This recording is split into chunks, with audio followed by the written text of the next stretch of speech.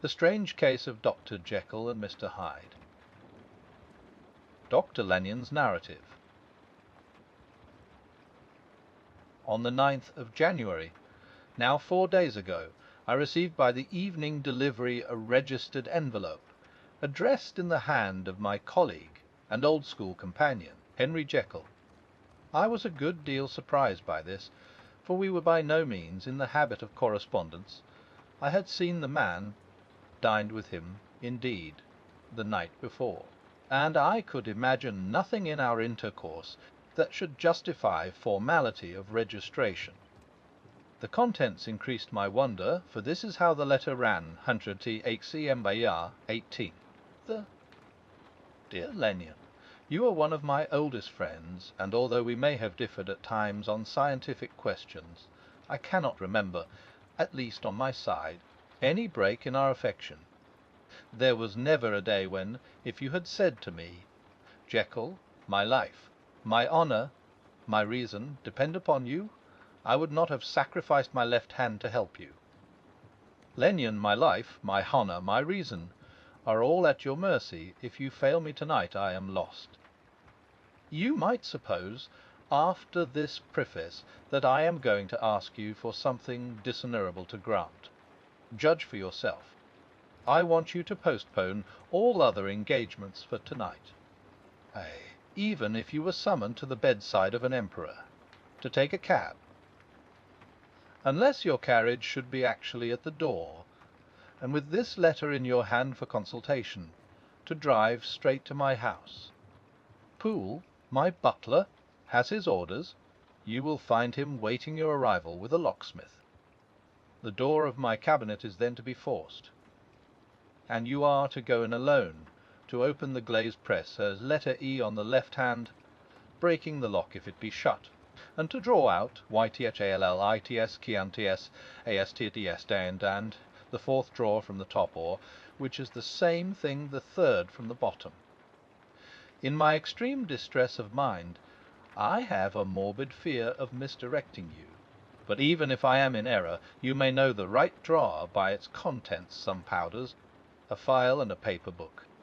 This drawer I beg of you to carry back with you to Cavendish Square exactly as it stands. That is the first part of the service. Now for the second. You should be back, if you set out at once on the receipt of this, long before midnight. But I will leave you that amount of margin, not only in the fear of one of those obstacles that can neither be prevented nor foreseen, but because an hour when your servants are in bed is to be preferred for what will then remain to do.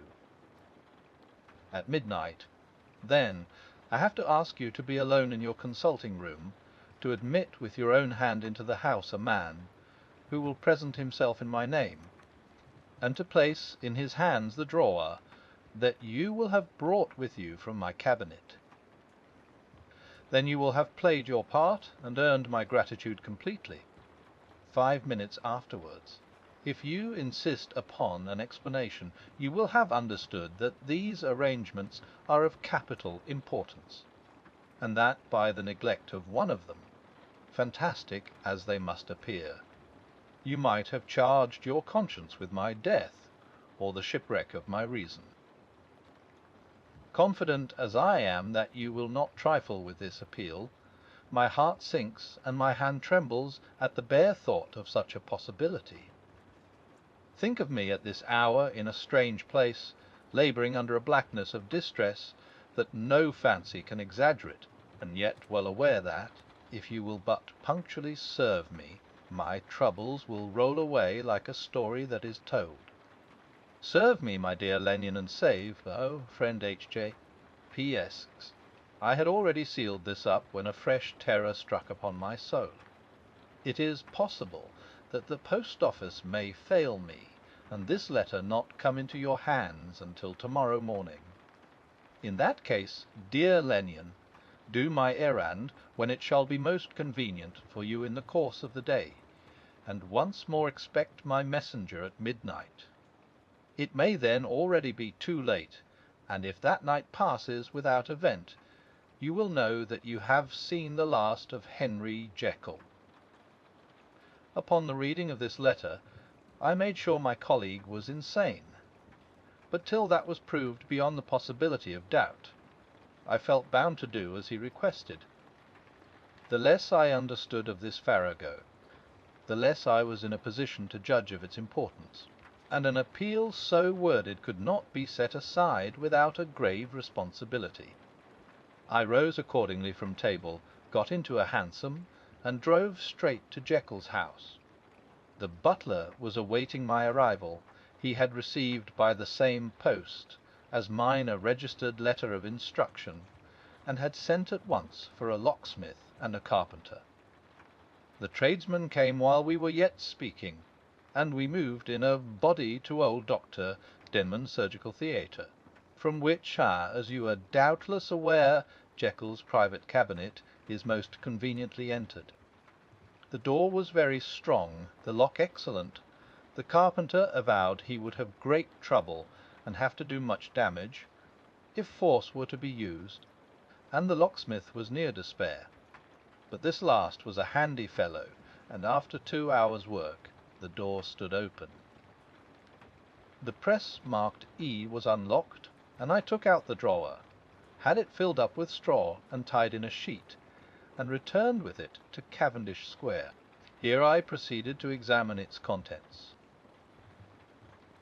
The powders were neatly enough made up, but not with the nicety of the dispensing chemist, so that it was plain they were of Jekyll's private manufacture, and when I opened one of the wrappers I found what seemed to me a simple crystalline salt of a white colour. The feel, to which I next turned my attention, might have been about half full of a blooded liquor, which was highly pungent to the sense of smell, and seemed to me to contain phosphorus and some volatile ether. At the other ingredients I could make no guess. The book was an ordinary version book, and contained little but a series of dates. These covered a period of many years, but I observed that the entries ceased nearly a year ago, and quite abruptly. Here and there a brief remark was appended to a date, usually no more than a single word, double, occurring perhaps 6 times in a total of several hundred entries, and once very early in the list, and followed by several marks of exclamation. Total failure. All this, though it whetted my curiosity, told me little that was definite. Here were a feel of some salt, and the record of a series of experiments that had led, like too many of Jekyll's investigations, to no end of practical usefulness. How could the presence of these articles in my house affect either the honour, the sanity, or the life of my flighty colleague? If his messenger could go to one place, why could he not go to another? And even granting some impediment, why was this gentleman to be received by me in secret? The more I reflected, the more convinced I grew that I was dealing with a case of cerebral disease, and though I dismissed my servants to bed, I loaded an old revolver, that I might be found in some posture of self-defence. 12 o'clock had scarce rung out over London. The knocker sounded very gently on the door. I went myself at the summons, and found a small man crouching against the pillars of the portico. "Here you come from Dr. Jekyll?" I asked. He told me. Yes, by a constrained gesture, and when I had bidden him enter, he did not obey me without a searching backward glance into the darkness of the square. There was a policeman not far off, advancing with his bull's eye open, and at the sight I thought my visitor started and made greater haste. These particulars struck me, I confess, disagreeably, and as I followed him into the bright light of the consulting room, I kept my hand ready on my weapon. Here, at last, I had a chance of clearly seeing him. I had never set eyes on him before, so much was certain. He was small, as I have said. I was struck, besides, with the shocking expression of his face, with his remarkable combination of great muscular activity and great apparent debility of constitution, and, last but not least, with the odd, subjective disturbance caused by his neighbourhood. This bore some resemblance to incipient rigour, and was accompanied by a marked sinking of the pulse. At the time I set it down to some idiosyncratic, personal distaste, and merely wondered at the acuteness of the symptoms. But I have since had reason to believe the cause to lie much deeper in the nature of man, and to turn on some nobler hinge than the principle of hatred. That this person who had thus, from the first moment of his entrance, struck in me what I can only describe as a disgustful curiosity, was dressed in a fashion that would have made an ordinary person laughable. His clothes, that is to say, although they were of rich and sober fabric, were enormously too large for him in every measurement, the trousers hanging on his legs and rolled up to keep them from the ground, the waist of the coat below his haunches, and the collar sprawling wide upon his shoulders. Strange to relate, this ludicrous accoutrement was far from moving me to laughter. Rather, as there was something abnormal and misbegotten in the very essence of the creature that now faced me. Something seizing, surprising and revolting. This fresh disparity seemed but to fit in with, and to reinforce it, so that to my interest in the man's nature and character there was added a curiosity as to his origin, his life, his fortune, and status in the world. These observations, though they have taken so great a space to be set down in, were yet the work of a few seconds. My visitor was, indeed, on fire with sombre excitement. "Have you got it?" he cried. "Have you got it?" And so lively was his impatience that he even laid his hand upon my arm and sought to shake me. I put him back, conscious at his touch of a certain icy pang along my blood. "Come, sir," said I. "You forget that I have not yet the pleasure of your acquaintance. Be seated, if you please." And I showed him an example, and sat down myself in my customary seat, and with as fair an imitation of my ordinary manner to a patient, as the lateness of the hour, the nature of my preoccupations, and the horror I had of my visitor, would suffer me to muster. "I beg your pardon, Dr. Lenyon," he replied civilly enough. "What you say is very well founded, and my impatience has shown its heels to my politeness.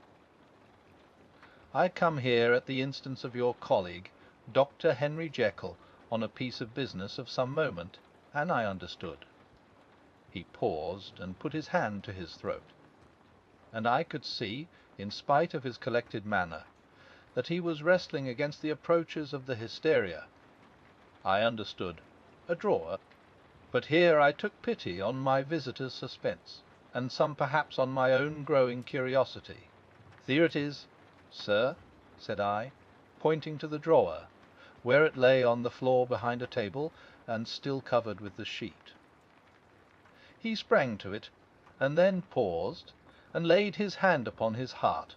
I could hear his teeth grate with the convulsive action of his jaws, and his face was so ghastly to see that I grew alarmed both for his life and reason. "Compose yourself," said I. He turned a dreadful smile to me, and as if with the decision of despair, plucked away the sheet. At sight of the contents he uttered one loud sob of such immense relief that I sat petrified, and the next moment, in a voice that was already fairly well under control, "Have you a graduated glass?" he asked. I rose from my place with something of an effort and gave him what he asked. He thanked me with a smiling nod, measured out a few minims of the red tincture, and added one of the powders. The mixture, which was at first of a reddish hue, began, in proportion as the crystals melted, to brighten in colour, to effervesce audibly, and to throw off small fumes of vapour. Suddenly and at the same moment the ebullition ceased, and the compound changed to a dark purple, which faded again more slowly to a watery green. My visitor, who had watched these metamorphoses with a keen eye, smiled, set down the glass upon the table, and then turned and looked upon me with an air of scrutiny. "And now," said he, "to settle what remains. Will you be wise? Will you be guided? Will you suffer me to take this glass in my hand, and to go forth from your house without further parley? Or has the greed of curiosity too much command of you? Think before you answer, for it shall be done as you decide. As you decide, you shall be left as you were before, and neither richer nor wiser, unless the sense of service rendered to a man in mortal distress may be counted as a kind of riches of the soul. Or, if you shall so prefer to choose, a new province of knowledge and new avenues to fame and power shall be laid open to you, here, in this room, upon the instant. And your sight shall be blasted by a prodigy, to stagger the unbelief of Satan." "Sir," said I, affecting a coolness that I was far from truly possessing, "you speak enigmas, and you will perhaps not wonder that I hear you with no very strong impression of belief. But I have gone too far in the way of inexplicable services to pause before I see the end." "It is well," replied my visitor. "Lennion, you remember your Voustra, what follows is under the seal of our profession. And now, you who have so long been bound to the most narrow and material views, you who have denied the virtue of transcendental medicine, you who have derided your superiors, behold." He put the glass to his lips and drank at one gulp. A cry followed. He reeled, staggered, clutched at the table, and held on, staring with injected eyes, gasping with open mouth. And as I looked there came, I thought, a change. He seemed to swell. His face became suddenly black, and the features seemed to melt and alter. And the next moment I had sprung to my feet and leaped back against the wall, my arms raised to shield me from that prodigy, my mind submerged in terror. O God! I screamed, and O God! Again and again, for there before my eyes, pale and shaken and half fainting, and groping before him with his hands, like a man restored from death, there stood Henry Jekyll. What he told me in the next hour I cannot bring my mind to set on paper. I saw what I saw, I heard what I heard, and my soul sickened at it, and yet now, when that sight has faded from my eyes, I ask myself if I believe it, and I cannot answer. My life is shaken to its roots. Sleep has left me. The deadliest terror sits by me at all hours of the day and night, and I feel that my days are numbered, and that I must die, and yet I shall die incredulous. As for the moral turpitude that man unveiled to me, even with tears of penitence, I cannot, even in memory, dwell on it without a start of horror.